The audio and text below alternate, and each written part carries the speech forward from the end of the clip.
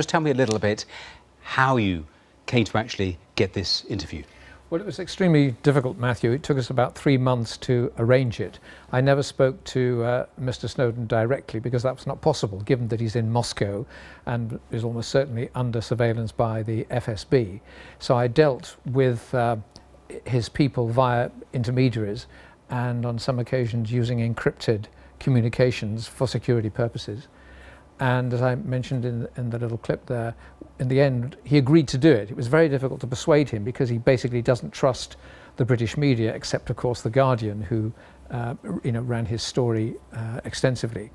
And we were told to go to Moscow on a set date to book into a hotel, provide a room number, and we were told that at a set time there would be a knock on the door and Mr. Snowden would appear, and to my enormous relief he did.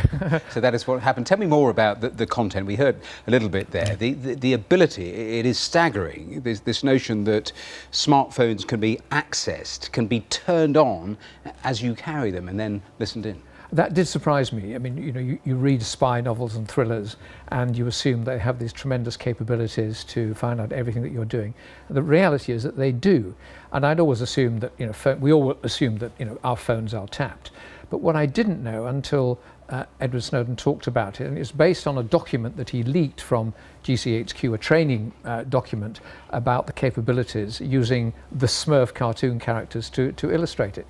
And most surprising of all was the ability of GCHQ to actually turn on your smartphone even when it's in your pocket, even when you've turned it off. In other words, they can run the phone without you knowing it. And as Edward Snowden said, in the end, they want to own your phone, and they do.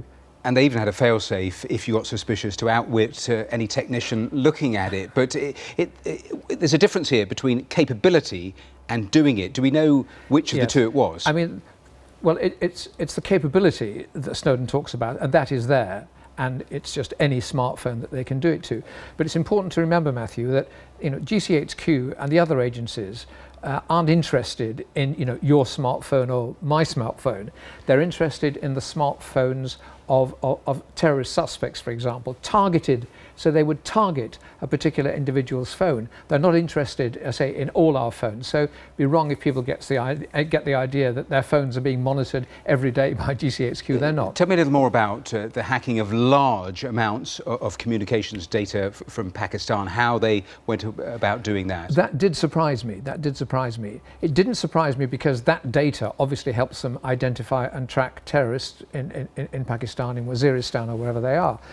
But what GCHQ did, with authorization from the government, from the Foreign Office, is they hacked into the routers that carry the traffic coming out of Pakistan and diverted all that material to GCHQ in the UK. Cisco, the huge American company that makes the routers, did not know about it. And it wasn't just the Pakistani routers, but other routers which had been taken over by GCHQ and the NSA, their American counterpart.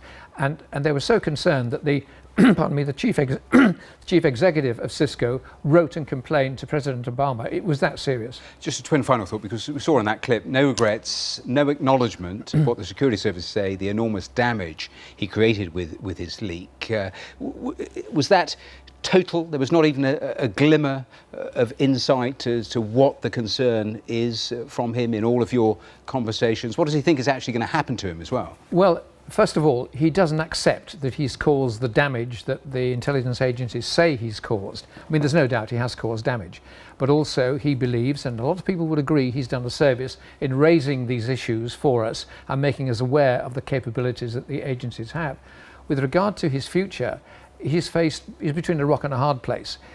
He may be doomed to stay in Russia forever, or he may go back to America, which is what he wants to do, and stand trial and face a jail sentence. However, he's being charged under the Espionage Act that would bring a sentence of 35 years like Bradley Manning got.